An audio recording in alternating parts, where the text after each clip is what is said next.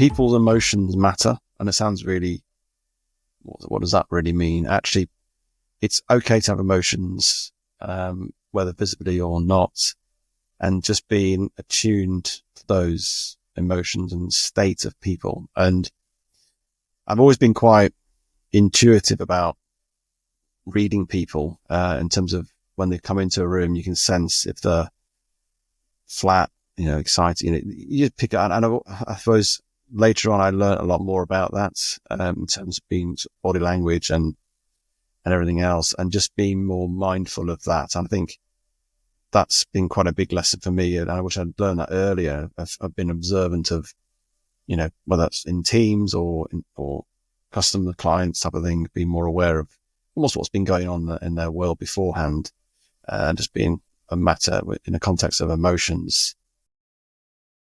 Hello, welcome, and thank you for joining me today for the first episode of a mini-series that will be running for the rest of this month on resilience, what it is, why it's important, what leaders can do to ensure their teams are and stay resilient. One of the key features of the modern workplace, especially in the last few years, has been change, uncertainty, economically, socially, culturally, and of course the ongoing effects of the pandemic, which are hopefully much less than they were even a few years ago.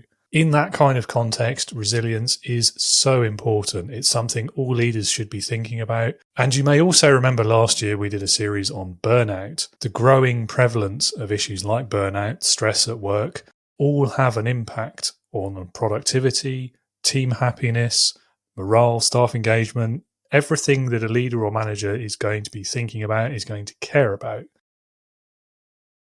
So in that context, things like resilience and building resilient teams have to be front of mind for any effective leader. With that in mind, my first guest for this mini-series is Julian Roberts. He has recently written a book called Weathering the Storm, a guide to building resilient teams. He's an executive business coach, and his purpose in the world is to help individuals and organizations to unlock their human potential and cultivate that resilient mindset. So he's got some great insights to share on this idea of resilience. We're going to kick off with what it actually means. We'll talk about what leaders can do, some strategies, some tactics to not just help their people become more resilient, but maintain a resilient team, and the red flags, the warning signs, things to look out for when perhaps your team needs a bit more support in this area. He's also got some excellent leadership lessons from his career in the food industry and more. So it's a great episode to kick off with. Really enjoyed this conversation as well, and I'm sure you will too.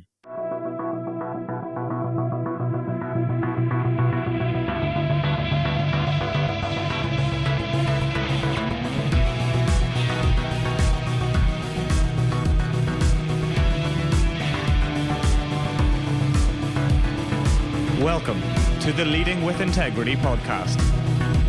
Leadership talk for the modern manager. With your host, David Hatch. Julian, welcome to Leading with Integrity. It's lovely to have you on the show. Lovely to chat with you again as well. Good to see you, David. Yeah, it's good to be on the show, actually. I really appreciate the invitation. Yeah, well, appreciate you being here. And yeah, over to you, really. Push you in at the deep end, kick us off. Tell the listeners a bit about yourself, your career so far, your background, if you like, what your business does and why you did it. Yeah, I'm an executive coach, which I'm sure people have heard of, but perhaps don't know what that really means. But I work, and my purpose is to help humans unlock human potential. That's what I'm all about, and create resilient cultures and mindsets. So there's sort of two key things I go after in anything I do. I've been doing that for 7.5 years.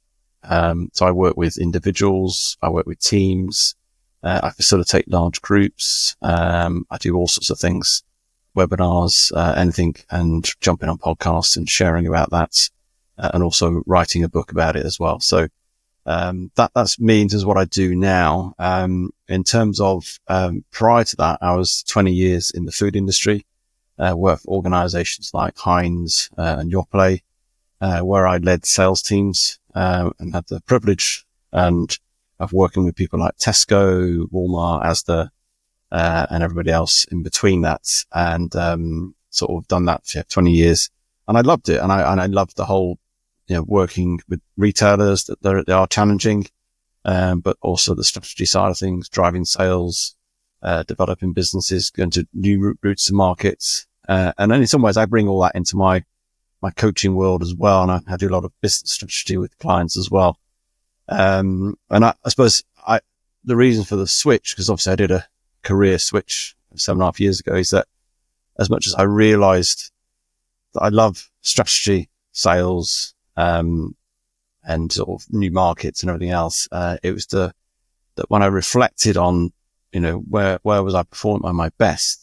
Often I asked a client actually, what's happening when you're performing your best, is when I was working with people, the teams, and when I was actually, engaging my teams. And I realized I had this ability, something unusual, that I could spot talent in people, but also this ability to unlock that talent.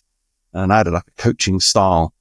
And I realized actually that's like a coach. And so I sort of retrained as a coach, did all my various qualifications, ICF sort of accredited, team coaching, NLP, and ultimately, a psychology, masters as well, because I really want to understand a bit more about the human brain. So that's me really. So but I always believe all my experience prior to that informs me today and helps me, with my clients as well. Quite a varied career then, I guess. I don't think we've had anyone on before who's spent that much time in the food industry, or any time in the food industry, actually.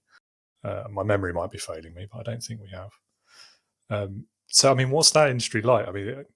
From the outside, the whole world of retail, especially in sort of the supermarkets and the food area, it feels quite cutthroat and stressful, but is that fair or not? Yes, it is. I think that it's evolved in the time I've been there. I think at the early days, it was incredibly cutthroat, and you had, and Tesco were, at those times, many years ago, were like bullies and used their power massively in terms of to influence and impact your brand. But I think that has certainly changed, and certainly within Tesco, I've gone on far more collaborative and seen the benefits of working in a more collaborative way. And there's still the demand there. I think there's a high level of demand. There's a high level of speed and pace. I worked in salad at one time as well, where you've got 5-day shelf life.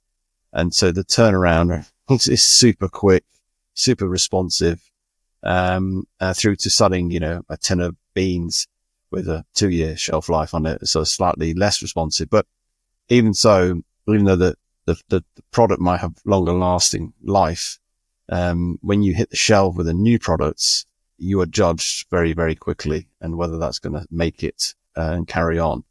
But there is a lot of excitement with it, lots of innovation. I think I quite like that pace, and working with retailers and getting that sort of energy through, and launching brands, not working with them on own label. Own label is quite interesting because you get very much embedded in their strategy, embedded in what they're about. I work with M&S, and I respect M&S because I know the process they go through to get food into their supermarkets. I respect their integrity. I respect their innovation because they're incredibly innovative, but they also push their suppliers. And when I was working with them, they really pushed me, or pushed our organization to really come up with really interesting products for them, or pushing the boundaries of within that sort of sector. It's been a great journey, quite challenging at times, but very rewarding as well. Yeah, no, that's very interesting, particularly the fact that it's getting better. And I wonder what drives that. Because it's easy to say, oh, it's COVID or Gen Z or millennials or whatever. People are buying different things, or they care about different things. But at a strategic scale, I wonder how much that is true. Well, a lot of the change in terms of how retailers work with suppliers came through a grocery code that came in. I can't remember the exact dates, to start helping retailers to behave themselves in essence and not to abuse their power. So that probably was one aspect, but there's also the probably realization that actually if you collaborate with people, you get far more out of it, and I've dealt with buyers who, have been incredibly collaborative, and I want to give them a lot more and help, and my business will do a lot more for it. But when somebody's really difficult or not engaging, you start to get a lower motivation to try and help them. And I think there's that realization, and, there's always those buyers who are not very good or engaging or poor communicators, like in any industry. I mean, it's always that. But I think it's the realization, if you collaborate, you get far more out of things, and insights and innovation as well. Because, retail is all about, trying to be ahead of the curve, creating innovation, new products, new own labels that will excite their consumers and their customers. And so, that's how it's really changed. Yeah, I'm pleased to hear it. There's definitely a lesson there for leadership as well on collaboration. Perhaps we'll come back to that. Yeah, well, it's something I obviously do. I create collaborative type of ways of working. That's what I do. Yeah. So it's one of my things I've realized actually it's the way to go about doing business. And that's even with the clients I have now. I even have this phrase. I talk a lot when I'm not, I don't pitch. I'm a horrible word, pitching. Feels very salesy. But when I'm in conversation about a project with a client, I say, let's co-create this. I've got an awareness, I've got a skill, I've got experience, but you understand the problem better than I do. And then let's work together on how we can solve this in terms of going. So I try to create that sort of, even a collaborative way of creating the solution. So I don't come in with it, I know it all, this is the way to do it. Actually, I want to use your insight to try and help me navigate how I'm going to help you facilitate this thing or create a program for you. So I co-create. Yeah, no, I like that. And I think it's a good approach for leaders, for managers as well. I'm sure from our previous conversation, I know we've both worked with the type of manager who makes that relationship quite adversarial, shall we say. And I think it's fair to say the results that they will achieve they pale in comparison to if they'd taken this sort of collaborative approach that you're talking about. That's leadership lesson 1 for the episode. You mentioned your book. Can you tell us more about that? Yes, I launched it in September. Yes, it's been a bit of started in November last year and launched it in September. So it's called Weathering the Storm, a guide to building resilient teams. So it's my passion of taking resilience, which I've sort of got attached to 5 or 6 years ago prior to COVID on an individual basis, and then started to then translate that into working with teams. And I've just literally taken my experience of working in the food industry, of my own leadership, my own failings, learnings from all that, working with clients in terms of building that team resilience, looking at the research around it all as well from a psychological point of view. And then I interviewed about 25, 30 leaders as well, got their insights. And I also have a podcast, and I got some insights from some of the guests I had on my podcast, and I've brought together a guide. It's more principle driven. I'm not into, just having I don't think processes always works in that context, because, I think there's always an assumption of a process, will work for everybody, but it doesn't, because the context is different. And, mine's about principles that you can incorporate within your own world of your organization. And so that's what I've done, and very passionate about it. And it's out there now. Nice. Yeah. And so resilience, we're going to talk about that quite a lot in this episode. I mean, first of all, let's define the term, because I think it's one of those things like authenticity and vulnerability and all of these other words that I think they're in danger of being overused a little bit, especially the social mediaization of it. Is that a word? It is now, in recent years. So before it's a great word, Dave. Yeah, it's a great word. It is a word now. So before we go any further, what does that word, what does resilience mean by your definition and from your experience? And then why do you think it's so important for the workplace, for leadership, for life, the universe and beyond, all of that sort of thing? Yeah, and you're right. There's a lot of resilience banded about, and I think COVID probably even more so. Let's about being resilient. And we all have a different view on life and a different view on the world. And, I look at it from a perspective of we all face uncertainty. And I think that's quite an obvious thing to say to people, but it is to get the reality. We all have failure in our businesses, our organizations, and we also have a lot of change. Change is just consistent, seems to be at the moment in every shape and walk of life. So for me, resilience is about how you navigate those uncertainties, failures, and change. And it's, uncertainty is putting things in place that will help you keep you anchored in that moment. And I talk a lot about being anchored in a purpose, whether that's personally or from an organization point of view. Because despite the uncertainty, you can be certain of your purpose and where that goes, and it anchors you and anchors a team, anchors an organization. So that's one aspect of it all.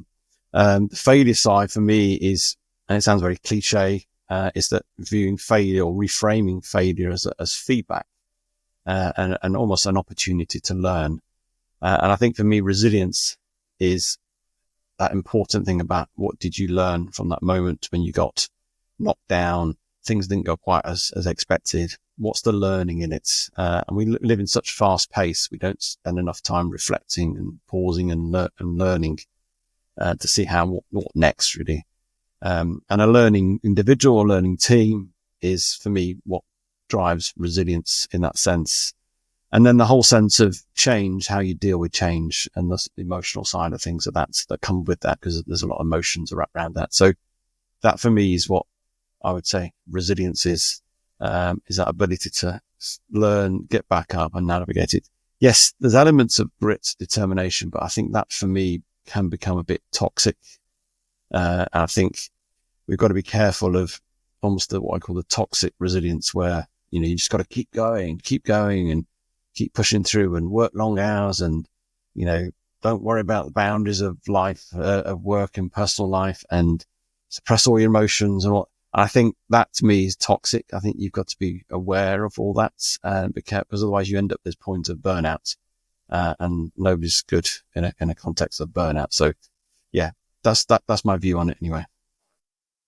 Yeah, I would agree with that, especially that potential toxic side of it. And it makes me think every time as well of that kind of the entrepreneur influencer type, get up at 5, work till midnight and all that nonsense. And then I'm sure they see that as resilience, and I don't think it is either.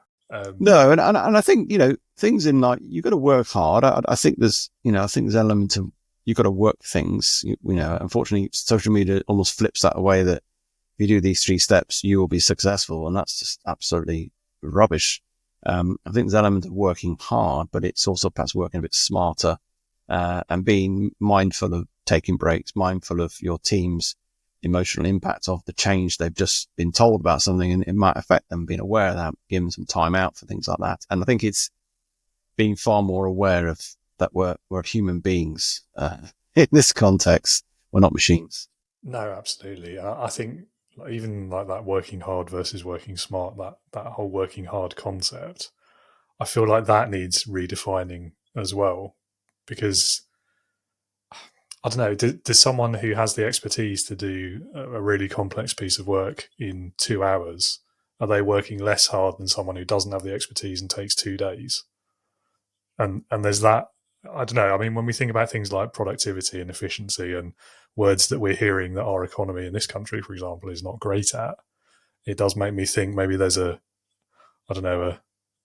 maybe not a national level, but a grander level reframe required. Definitely. Yeah. And I really like the aspect of learning that you worked into that definition as well. Because I think, again, like there's something in there in resilience that we don't always think about, but you're absolutely right. Like, it's not just getting up after you get knocked down. It's examining what you've learned from why you were knocked down and what you can do differently next time. And that makes you more resilient in the future. And I think we forget that sometimes as well. So yeah, great definition. Thank you. And then the last one I'll offer as well is the whole keep calm and carry on, which is very British. But I think that's like the epitome of most people's understanding of resilience, isn't it? Yes. No, I know it can be done in a jokey way, but again, that's not helpful. it's not helpful because it doesn't take in consideration that we're all, any point in our life, we're all at different levels of capacity, emotionally, physically, mentally. And, and I talk a lot of this about in my book about, I work with a group of rowers, female rowers who were looking to row around Great Britain. And we talked about helping them. I was working with them, not from a rowing perspective. I had no idea about rowing, by the way. No expertise. It's more about I was building team sort of resilience, mindset, dynamics, team cohesion. I was working with them in that context for about 12 months. And we did this, we got them to create this thing where on a daily basis, we tried to do it 3 times a day during when they ate sort of together, where they would sort of check in on each other. And it's a helpful thing to do, certainly when an organization is going through huge change and stuff. And so each of them they'd do a number between 1 and 5. 5, you're feeling on top form, you're great, you're on it. You feel you've got loads of capacity. 1, that potentially you're feeling sick. This is on the boat, by the way. You might even feel sick in an organization, who knows? You're feeling sick, you're feeling tired, you're low energy, you're hurting, whatever it may be. So you'd say your number, I'm a 3, I'm a 4, and a very quick, expand a bit more about what that means. And what it did as a team, they think, oh, right, there's somebody's at a 1 here. Why don't you just take a half day out, just resting, and we'll carry the load. And it's a way of just very quickly checking in on people and then adapting the team. It's something they do in the airlines and on long haul flights. The cabin crew will gather throughout through the flights and just checking in each other and see who's got the capacity to keep going, or who's feeling a bit tired and needs a bit of a break. And it's just being mindful that sometimes some people have got more energy at certain points in time. That's okay. And you're just managing it between you rather than thinking, oh no, we've all got to carry on. Well, no, actually, Davey's not feeling great. He's just going to take time out. He's not going to row today or this half day. And we're going to carry his load.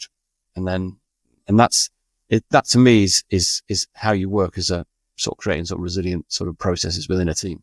Yeah, that's a great example. And it really speaks to the power of a team, isn't it? I mean, and that's the whole point of having more than one person, is so you have the ability to do things like that and spread the load, manage the work, all that sort of thing. And yet it's surprising how few teams think like that or do that. Yeah. And I think it comes, as we all know, all these things come down to leadership, and it comes down to leaders being, I suppose, vulnerable with that. Because in some ways that the skipper of this team would have to go, do you know what? I'm not feeling great myself today. Actually, I want to step out and it's been that vulnerability, and that there's more power in a leader role modeling something than telling them or going on a course than anything else. And I think that's where, if the skipper or the team leader goes, do you know what? I'm feeling a bit like not great. Can somebody else take the lead on this meeting at the moment, or whatever it may be? Context of that is really quite powerful. Oh, 100%. And that comes up time and again in nearly every topic related to leadership is modeling the behaviors you want the team to display, isn't it? And I think, I made the flippant comment about keep calm and carry on earlier, but I think maybe it's a myth of resilience as well, but it's definitely a myth of leadership that you have to be seen as like the strong one, in inverted commas. Like you can show no weakness. You can't ever admit that you're not feeling great, or that you made a mistake, or that you don't know what you're doing. You've got it's like the fake it till you make it thing as well. There's so many cliches coming out, and I hate them all. But it's that whole thing, isn't it? It's that misconception of what a leader needs to look like and how they need to behave. And yet most of those leaders who think that's the way they need to do it, if you ask them like what behavior do you expect from your people, from your team in that scenario, they would never say that. They say, no, I want them to tell me if they're having a problem, or I want them to tell me if there's been a mistake or an issue, so that we can deal with it as a team. And so you flip that back and you're like, okay, well, why don't you do that yourself then? And usually the response is, oh, good point. Yeah. So that leads into the next question, really, which is, if you had to pick that one myth of what it means to be resilient, what do you think that myth would be?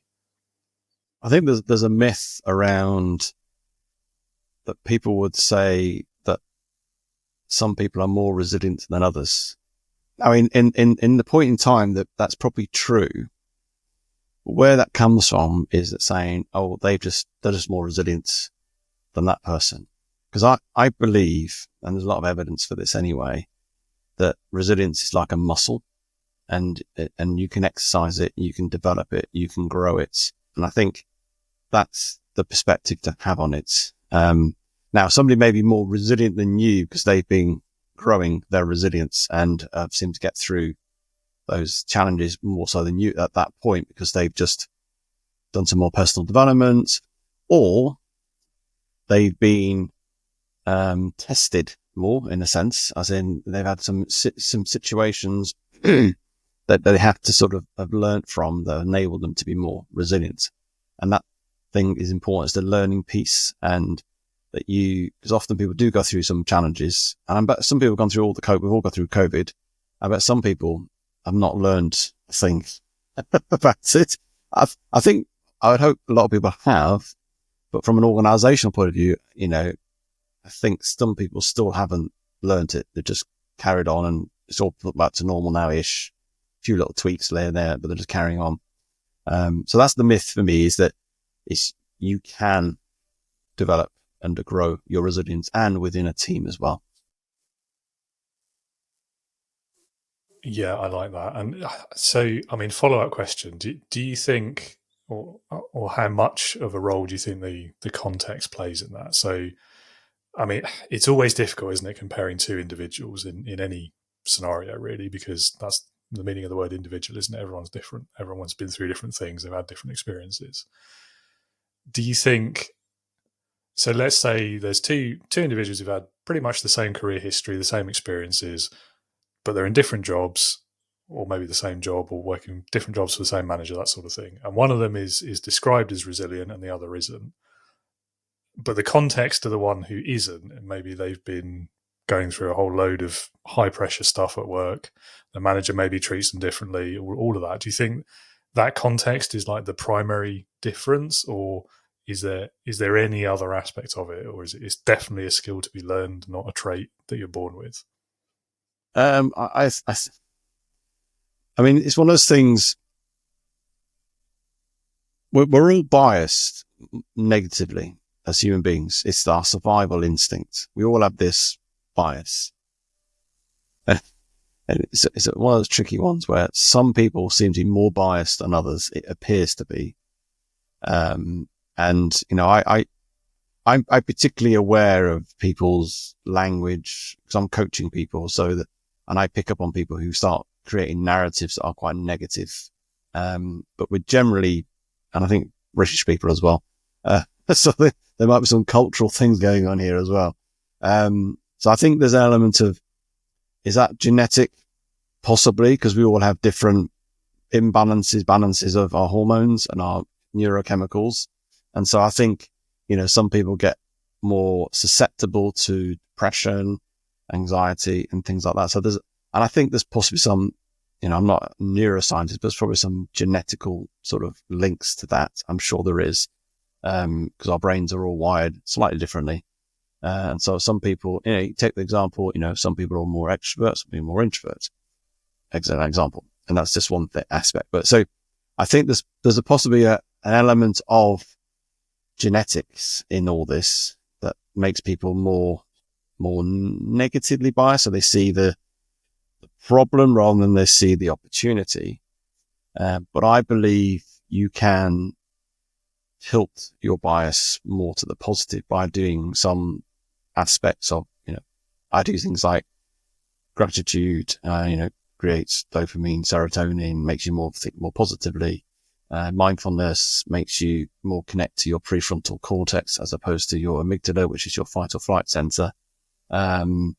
Celebrating wins.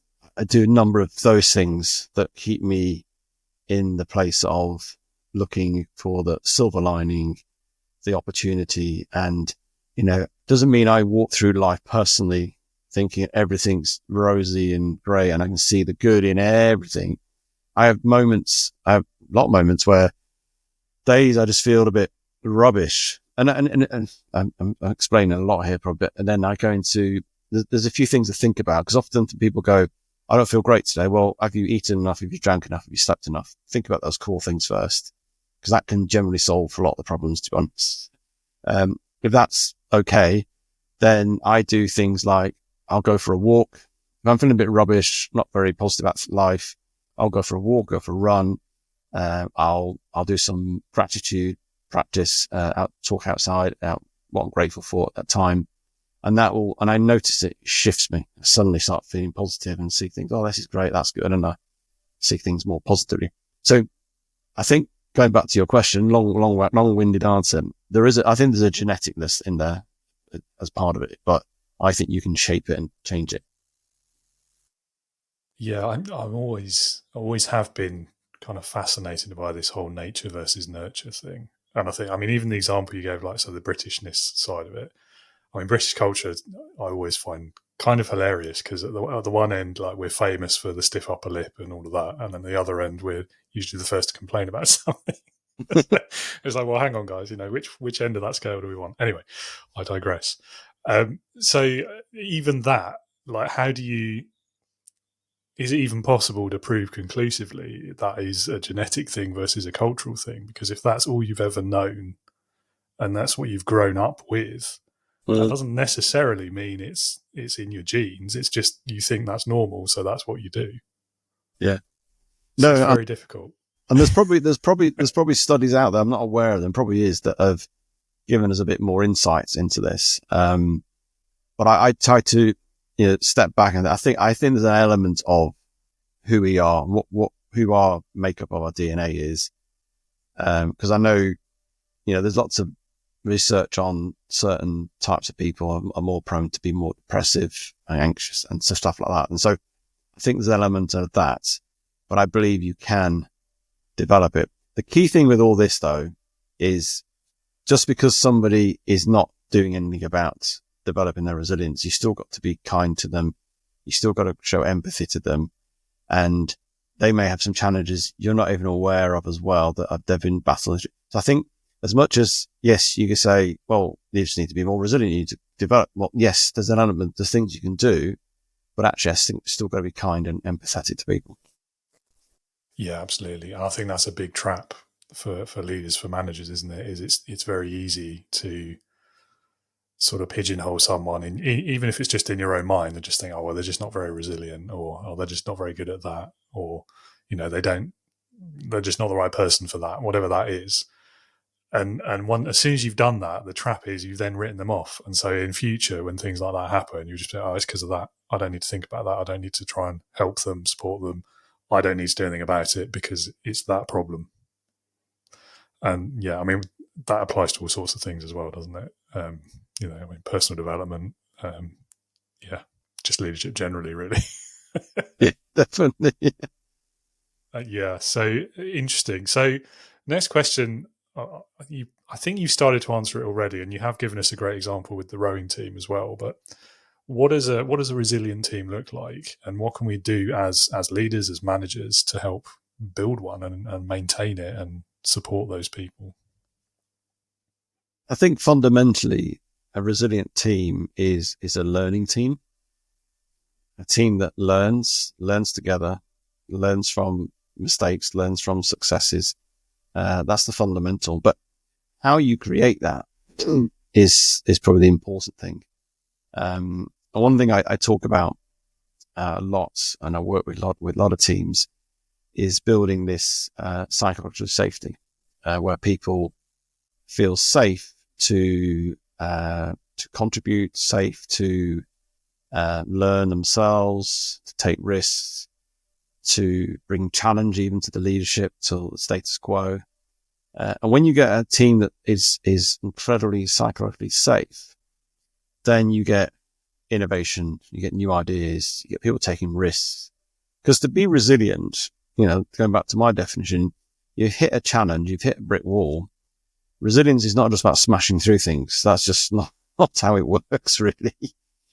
You've got to think about how can we get over it, round it, under all that sort of stuff. And you need ideas, you need problem solving solutions and ways of working to do that. And if you're in an environment where you feel you can suggest stuff and feel okay and nobody's going to shoot you down. So that's a stupid idea.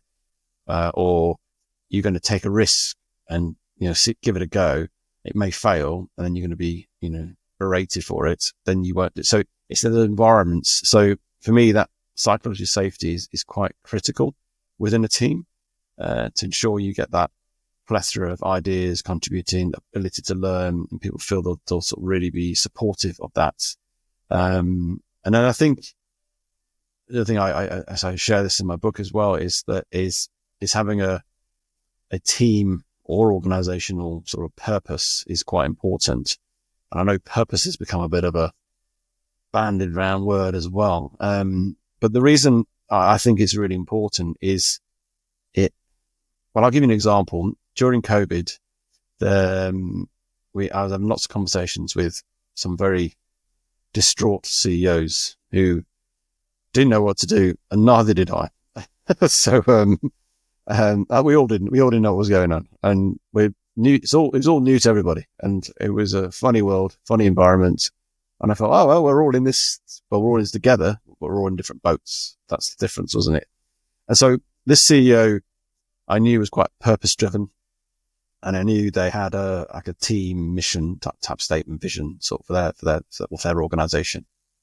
And I said, your team vision, I said, has anything due to what's happened with the pandemic, has that changed what it is, going forward? Because usually a purpose or a mission thing is usually far out. It's far away beyond, it's 5, 10, 20 years out. It's usually bigger than you are at the moment.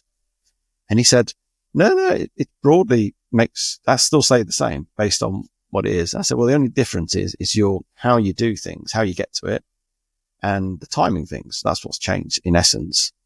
And so I suggested to him that he goes back to his team and gather them, obviously it's all on Zoom, and re-look at that purpose and look at it for inspiration, look at it to try and almost lift people's gaze from where they were at the moment, not taking them out of reality, but just taking them into look a bit to what you're there as an organization, what you're there as a team. And from that, they started to be inspired. They started to create some ideas about ways of working, how they would meet their clients, how they would get closer. And it just proliferated new ways of working and ideas. And so that team purpose became a real sort of North Star for them, really, and enabled them to guide through the pandemic and the difficulties. Didn't mean they got things right or wrong. All that something was happening as well. So that's why I really am an advocate of having that. And I'm not talking something that gets painted on a wall, or it's something that you live and breathe and becomes part of your decision-making process, becomes part of when we have challenges, part of when you just need some inspiration. And, I do a lot of things with teams. And the first thing I do is let's get what's your team purpose? What you're here to do, what you're about.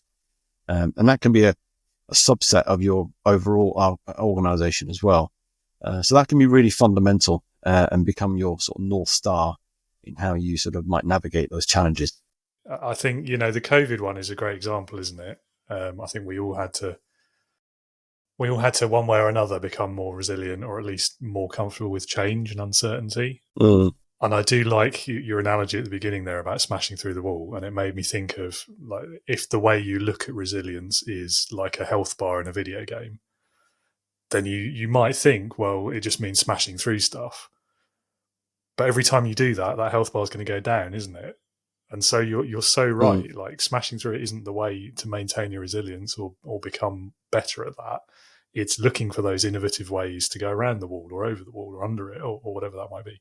Testing the metaphor now, and I probably pushed it too far. But yeah, so it was ringing bells in my head anyway, I guess, is the short way of saying that. And so coming at it from the other direction there, we've talked about what a resilient team looks like and how we can create that and maintain that.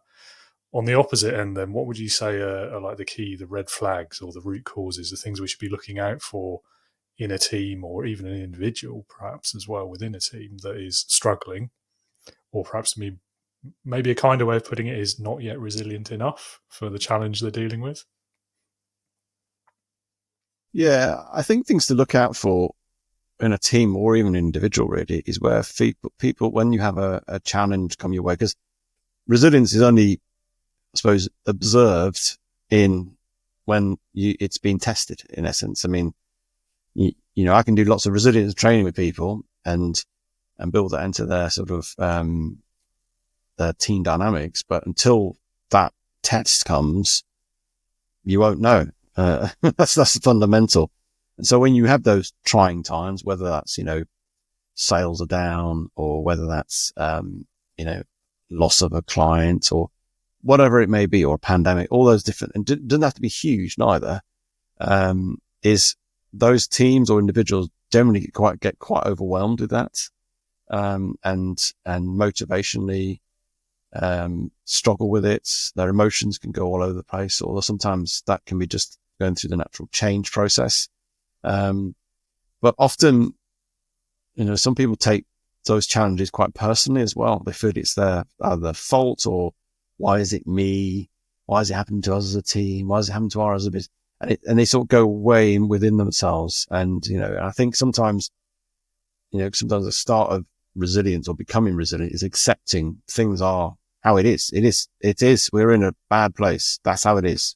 Let's accept the reality. And I think that's really important as well, because if you don't accept the reality, you'll never be able to sort of navigate out of it. And so those ones who don't accept the reality, or almost try to go above it with the positive talk and be positive about things, well, that's not going to get you through it. You still got to accept where you're at before you can move forward. That's really important. And then those teams or individuals who are also afraid to take on new ideas to try and navigate things, that always try to keep it as what we've always done before. They try and smash through the brick wall. Oh, we're just got to keep going. Keep going. Well, it's not working. Yeah, no, we're just got to keep going. Well, no, that's to me a red flag of a team that's just not resilient in how they handle things. And they just generally struggle when there's a sort of a shock to their system, and they get very deflated and can become quite negatively narrative in terms of their conversations, and it spirals even more so. Yeah, you triggered a memory in me there. I mean, first of all, there's quite an interesting alignment there to like the stages of grief. I know it's a little bit cliche in itself, isn't it? But like the denial, the acceptance. But you triggered a memory there of when I was in a team that was facing exactly that challenge, and we had a manager who did exactly that. They went excessively positive. And I even today, like I think back to it, I'm like, did they realise they were just in complete denial about the situation, or did they think being optimistic about it was the solution? And I still don't know. I don't think I ever will. But it's an interesting, like a foible of human behaviour, I guess, isn't it? That just denial as a whole. Well, it's a bit of a counter to not to be negatively biased and be positive. And it's like, it's like I get teams to, a slight sidetrack here, sorry. It's helpful or not, I don't know. I get teams when we create these amazing purpose statements, or they create these great ideas to overcome stuff. I always say to the end, and this sounds really negative to them, and I always preempt it with that. I say, why is this a bad idea? Why is this a bad statement? And then you see them all looking, thinking, we spent all morning, and then the guy's asking us why it's bad.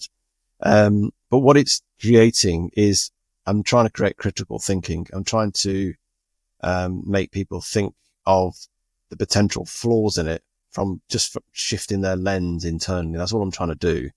Because I don't think we do enough of critical thinking. We get all excited about a new idea, and we all get the emotions in the room. Off we go. Just pause a minute and say, why is this a bad idea? And I think that's sometimes appears negative, but it's not. It's being critical. And I always encourage, there's often, I could talk to a lot of leaders or peers in groups where some people feel, I'm always the one who's coming out with, the sort of, the scenarios, the what if scenarios, or, oh, we thought about this and I appear negative. But no, you're not. You're just being critical in your thinking. And it's an important part of the process to think, okay, oh, you never thought about that. That's a good idea. Let's put this in place to mitigate it. As long as you start to think about the ideas and solutions, and it's like scenario planning, basically. So, I don't know why I was going with that, but that's just, I think we've got to be mindful that just being positive about a situation doesn't help it. I say it compounds it. As you say, it's not in denial effectively. And I think there's sometimes a narrative out there that says, It's all about positive thinking. And it's just like that whole grit and determination. And I think it's unhelpful, and it's not productive in helping you get through situations. Yeah, I probably shouldn't say this, but one of those that really winds me up is you're not coming at it with an abundant mindset. That one just really winds me up. I don't really know why it does. It just does. Yeah, I mean, you're so right. I think the critical thinking part is crucial. I think there probably is a middle ground, isn't there? I think the way you express that critical thinking and the context and the individuals that you're dealing with, you have to understand the way they're going to hear that when you say it, and you've got to couch it in the right way, because it is very easy to sound negative when you do it. You're right. But that doesn't diminish its importance, and you shouldn't not do it. And I think the other thing as well, especially in a situation like that where you've spent a day or two or weeks, months, depends on the scale of the task, I suppose, working on that solution, you get to that point, don't you, where it's you've got tunnel vision, you can't see the wood for the trees, etc. And you've spent so much time, you've invested so much into that solution.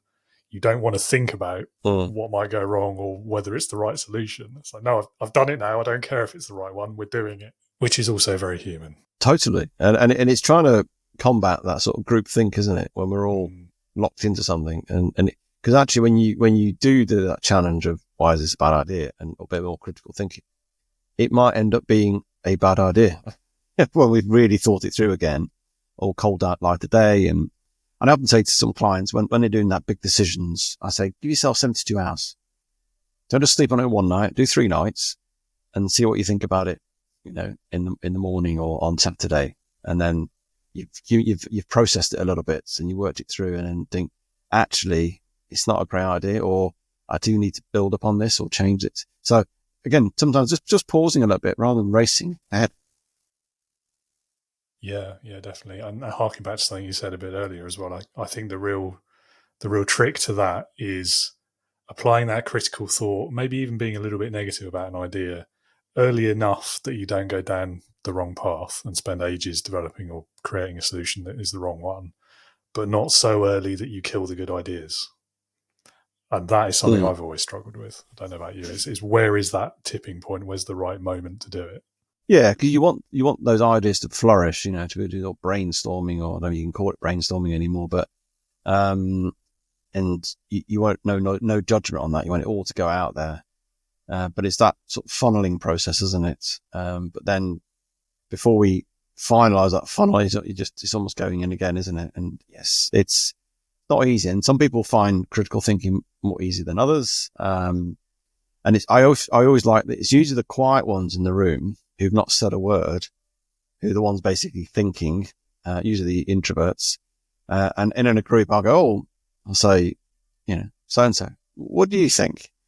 And they go, well, and then you come out with this amazing insight that nobody's ever thought of, because they've been thinking about it. They're not, everybody else, the extroverts have all been talking and not been listening to themselves or each other.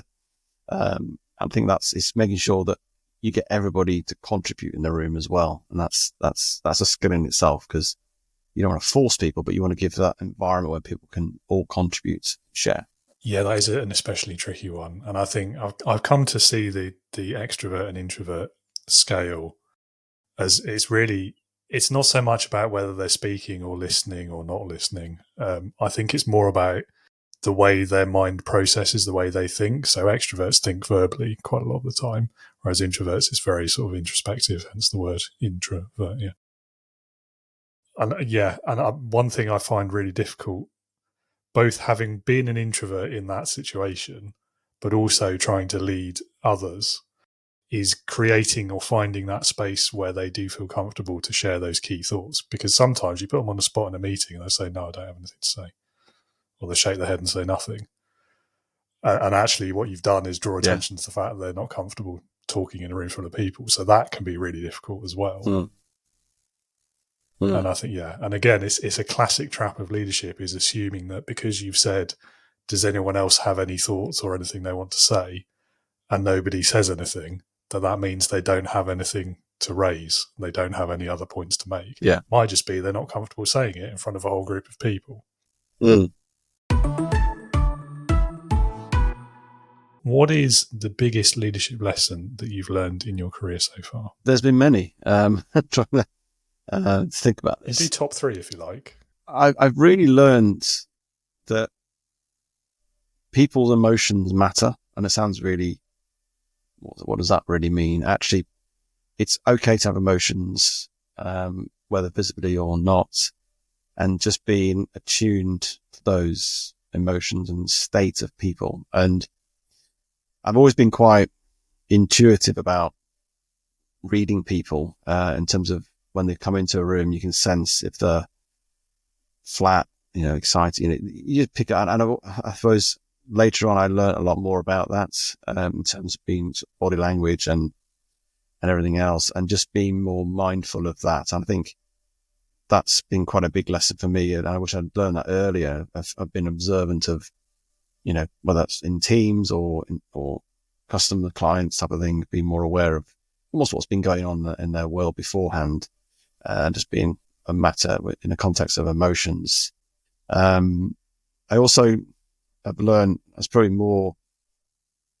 I've always led in more of an authentic leadership type of point of way. Again, another buzzword out there, but there's a lot of research about authenticity.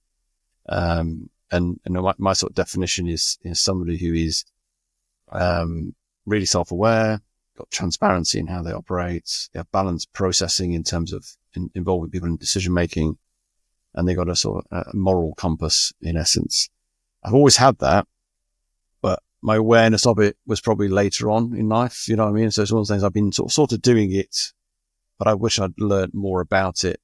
And, realizing that actually, certainly in teams, that transparency is so valuable. And I wish I was probably more transparent, as I've led teams. I think I probably fell into the trap that we talked about before where, I'll just positives carry on or dampen down those sort of negative talk and things like that, but actually be more transparent about the situation. I remember when I was leading a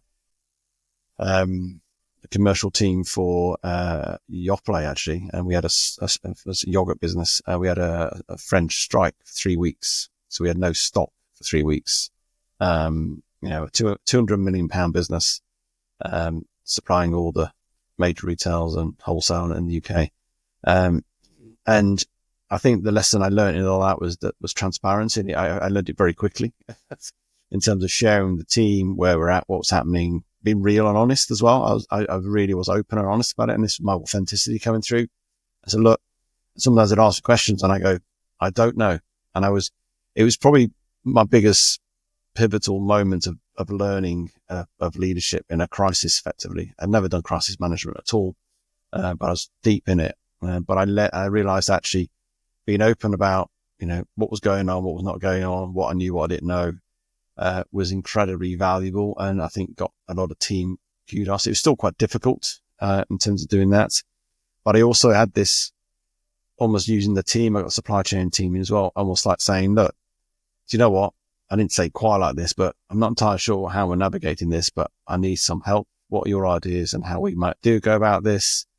So there was elements of leadership and me sort of saying some thoughts of approach, but actually I was saying, what else can we do to try and navigate this? Because I'm feeling a little bit sickly out of my depth, really. And so I did invoke a little bit of the team, and I suppose I wish I'd learned that probably earlier on as well. But yeah, that's one of my biggest lessons, really. And I share a lot about that in the context of my book as well, about that whole moment. It's 3 weeks, but it was like 6 weeks before we all sort of came back to normal. And it was, pretty intense for that time. Very intense. I can imagine. Yeah. I think it's one of those things, isn't it? The buzzword being over authenticity, that slight vulnerability as well, and the transparency, the honesty.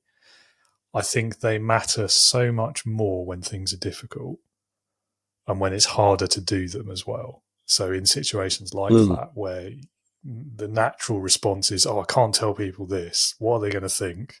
they're all going to start looking for a job. They're all going to panic about paying the mortgage, etc. And so that's the sort of the instinctual response, I think, for most leaders, even ones who are sort of self-aware and like to lead authentically. In the back of your mind, you're thinking, "Oh, should I do this?" and then there's things like the ego and the pride of it as well, and it can be so difficult for people to just say an honest thing in a situation like that. And I think what's always helped me is one of the earliest leadership lessons I was ever actually taught was exactly what you've just described as part of your story there, which is if you don't know the answer, say you don't know the answer. Don't try and bluff it out. Don't make something up. You'll get caught and then you've lost your credibility. It's much, much better to just say, look, I don't know the answer right now. And then as soon as that conversation's over, go and find the answer and then come back and tell them. Like follow up, follow through, all of that sort of stuff. Mm. And that one's always, I wouldn't say it's kept me out of trouble, but it's stood me in good stead. Let's say it that way. And I think, yeah, it's so difficult to do though, and do it well. From the perspective of being a follower and a leader that you've worked with or for, and you don't have to name names unless you really want to. It's up to you. What would you say have been your best and worst experiences of leadership from that perspective? Yeah, I mean, I've got a number of good and bad and ugly along the way as well. I suppose my best place of, well, it was at Yoplait, surprisingly, in terms of the leadership there. And the reason was, I felt incredibly empowered.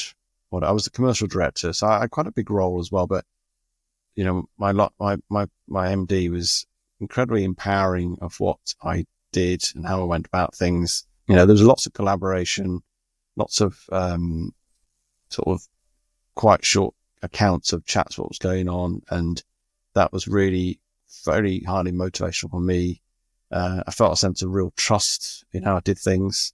And we tried things. We tried some ways of getting things to market quickly, and it took some risks, but we took it as a together type risks. It wasn't just, oh, I'm just taking the risk.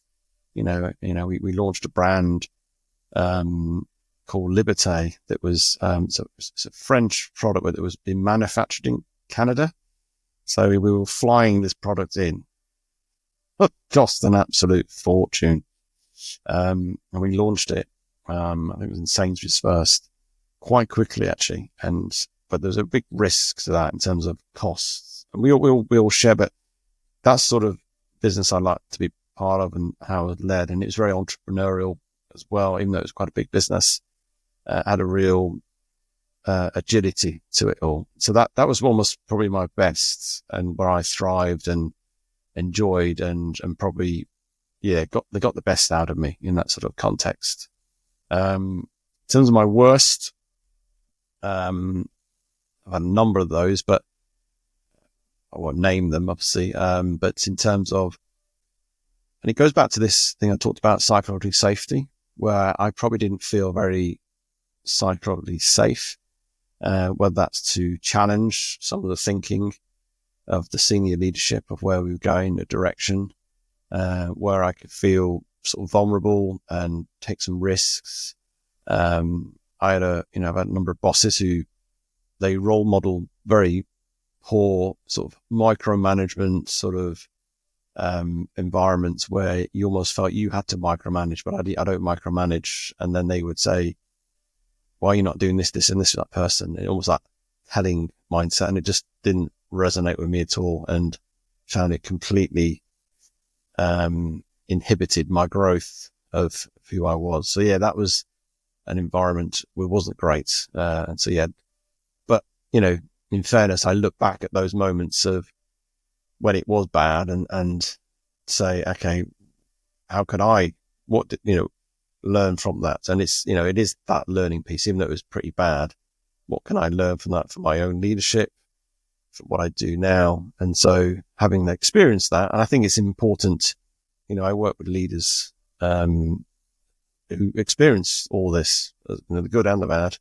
And so, not that I share all what I've done, but it's good to have an appreciation of environments which are toxic, and environments which are great for thriving as well. And so I think it's to have that appreciation. But yeah, no, that would be my best and my worst. What's interesting, but maybe not surprising, is the polar opposite contrast between those two. Like the reason it was the worst was because of that micromanaging aspect of it. The reason this one was the best was because I felt empowered and supported. Yeah, and it's interesting. I mean, I've even come to, I use the word empowered, but enables the word I probably use now, because I think sometimes empowering, I love empowering, I think the concept it all, but it feels, when you think about it, it's like somebody's got some power and they're going to give some power to you. And it's not quite like that, really. So I think for me, and I talk a lot more about enabling, actually. And so it's enabling somebody to go off and do stuff and grow and take risks and do stuff. And that's far more, what's the better word that describes it without you've got some power to give to somebody. Yeah, I agree with you. And I also think empowered, I use it way too much. I know I do, because I've not thought of a better word for what I'm trying to explain, and everyone knows what it means. But it's another one of those words I feel like is being hijacked by the influencer culture and social media side of it. But anyway, yeah. And you're right. I mean, power dynamics, that whole thing. Like if you're in leadership and you think power is the word, you shouldn't be in leadership. So yeah, totally agree with you. And I love enable. That is a much better word. I agree with you. I'm going to steal that. I stole it from somebody else, so that's fine. Brilliant. There we go. I won't feel bad then. I'd steal loads of things like that. Yeah. I think when they're just generic words like that you could find in the dictionary, I think it's not really stealing, is it? Pretty sure. Oh well. If you could go back in time then to the start of your career, what advice would you give to your younger self? It's a funny old question, isn't it, sometimes? I think I would tell my younger self to get clearer on my purpose sooner than I did. And because I found having clarity of my purpose has been really helpful, certainly from a context of my business, what I do. And I've had, obviously, when I look back, I've had moments when I know I've been aligned to my purpose, but probably didn't realize it, because obviously it's sort of with us. And even though purposes evolve a little bit anyway, I think you never know fully what it might be, I think, until you step into things as you go forward. But I wish I'd perhaps known a bit more awareness of that earlier on. Because, and I go back to COVID, my business dropped by, in that COVID year, 65%. It sort of plummeted, as did a lot of businesses. And some people grew the other way around, depending on what you were supplying and your service and everything else. And I remember, it was tough to try and, get up and basically have no clients for a period of time. And so I would wake up, remind myself of my purpose to unlock human potential and create resilient cultures and mindsets within people, teams and organizations. And then I started to use that as a source of inspiration. And I started to use, I'd question and say, okay, how can I today unlock some of human potential? How can I today create resilient cultures and all that sort of stuff? And that sparked, along with my daily walks that we were allowed to do, sparked ideas. I created a resilience online course. I started to connect with people and do complimentary resilience training.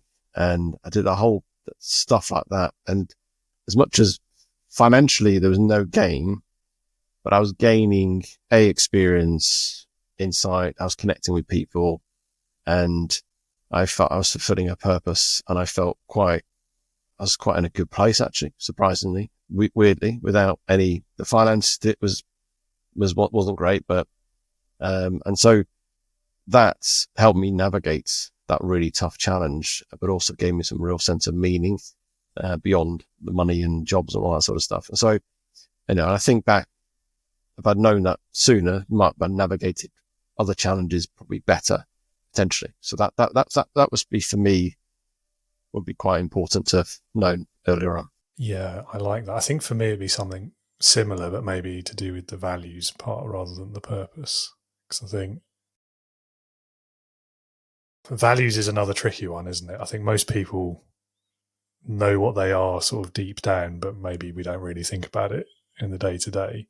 But there have been times where I know in hindsight the reason why I was so unhappy with a job or a workplace or a situation was because it was counter to the values, the things that were important to me. And I wish I'd thought about that earlier, because then I wouldn't have suffered in that situation as long as I did. I would have just removed myself from it far sooner. So very, very similar, I think, maybe from a slightly less positive point of view. But I agree with you on the purpose side of it as well. I think that can be so powerful, especially when you're a business of one and you're operating on your own, and when you're going through something like COVID and you're like literally isolated as well as figuratively. It is important, I think, to have something to sort of hang your hat on of why am I getting out of bed this morning? What am I going to achieve? What am I here to do? What is the business for? All of those things. And if you don't have that, it's so easy to just lose that direction, lose that, purpose, obviously, but lose that will to carry on with the business even. Definitely. Awesome. Well, thank you for sharing. Good story as well. We've only got one question left. My favourite one of all. They're all my favourites, but this is my top favourite. It's called Leadership Heroes. Leadership Heroes. So if you had to pick one person, it could be anyone you like, so like alive or dead, past, present, real, fictitious, who in your opinion would perfectly embody leadership, who would that person be and why? I have to give some thought to this one. And I came up with, it's an interesting one. And I didn't at the time realize I went to a conference or a seminar. There was like, it was in London. And I was in my late 20s. So 25 odd years ago. I didn't know why I was there. I didn't know who I was meeting. And it was this room, must have been 200 or 300 people. We're all sat on these sort of round tables. And it was Stephen Covey. And that's the first sort of time I knew of him, met him, and he just talked. And it's interesting. He didn't talk in the context of on a stage, actually. He walked around the room talking, which was really interesting. I thought he was incredibly interactive and immersive in that. And then we'd pick people out and he would talk them and he'd do some, interaction with people. And I found that incredibly sort of fascinating and inspiring and just get understanding. And I started to learn more about obviously the 7 habits, which, almost seems like really old stuff now, but actually there's some good stuff in the 7 habits. And one that's really stuck with me, I've really, has helped me think as a person is the one about seek first to understand, then to be understood. And I think that's, and I think we're in a time where we're going so fast with people. We don't give time to really understand people. We just want to get our opinion across. And I think for me, it was a habit that I started early on where I would literally sometimes go into it. And I do obviously with my coaching now, where I will listen without any judgment, no ideas what I want to, how to respond until I've heard all what they've said, until I've understood it. And then I'll respond, or ask a question, whatever. But it's something that's become quite a thing for me. And I get frustrated sometimes when I interact with people and they just literally, they just talk about themselves.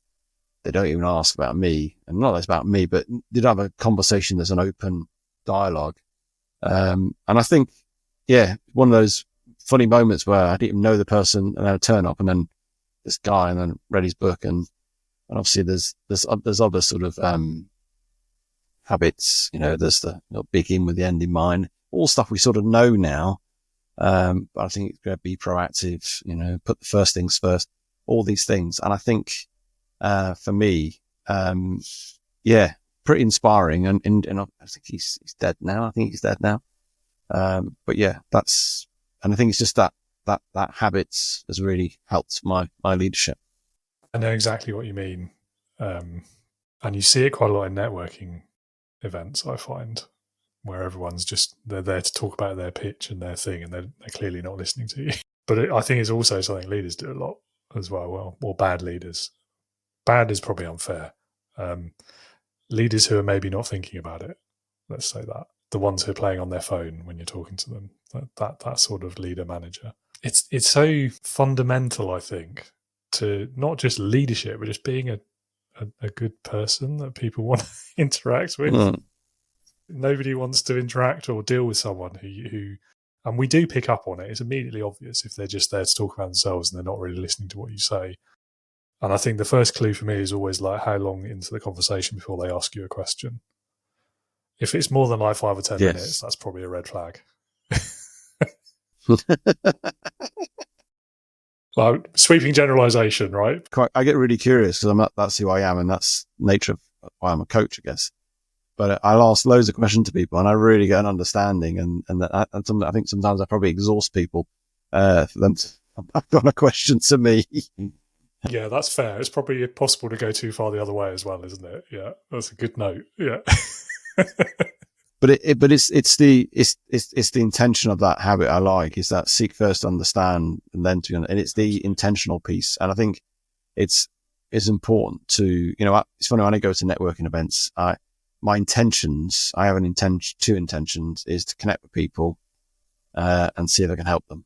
They're my two intentions. I don't go with, can I get a client? Can I get a lead? No, I just want to connect with people, get to know them, and see if I can help them. That is it. And I go with those intentions, and I think it comes across better that way. And because your intentions reflect your language, your body language, your tone, what you say, everything else. So it's really important to set the right intentions.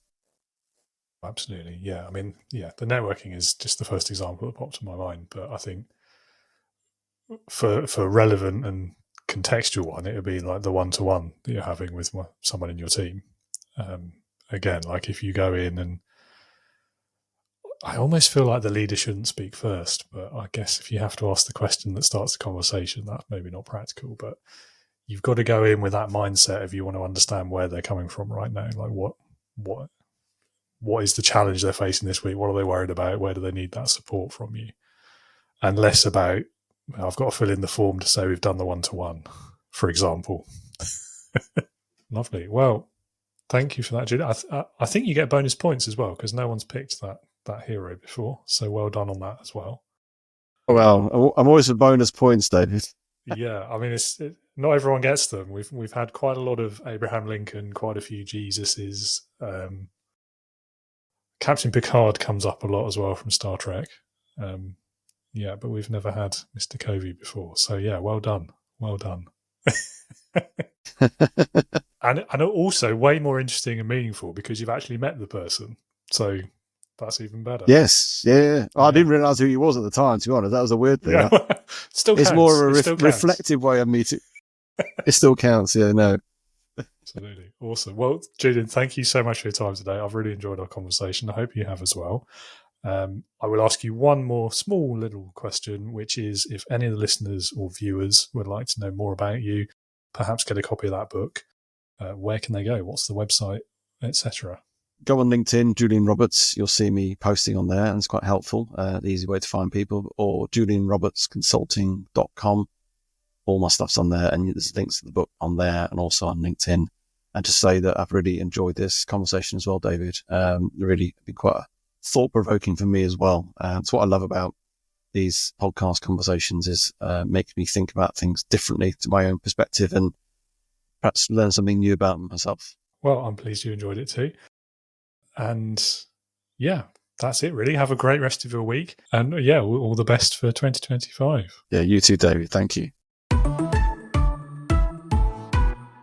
Thank you again, Julian, for a lovely conversation. We covered all sorts of things there, and hopefully we were more positive than we were negative. I think we were anyway. Thank you so much for your time. Listener or viewer, if you're with us on YouTube or now Spotify as well, also lets me do video now, which is great news. Anyway, so yeah, whether you're listening or viewing and you'd like to learn more about Julian and his work and hopefully buy a copy of his book, you will find the website in the show notes below. as well as his LinkedIn profile as well. So click on those, reach out to him, get a copy of that book, send him a message, ask him questions. I'm sure he'd love to hear from you. And if any of the leadership lessons that we've talked about today have struck a chord with you and you'd like to get access to other leadership materials, early access to these podcast episodes, and benefit from a community of like-minded leaders just like you who are new to leadership, new to management, do come along and join us at the Integrity Leaders online leadership community. Again, you will find the link down below. Click on that green button, come and join us today. And don't forget, you can use a listener or viewer exclusive discount code to get 50% off your membership forever. And that is half off 24. That's it from me today. Thank you again so much for being with us. I hope you'll join me again next week for the next episode in this short series on building resilient teams. Until then, be a leader, not a boss.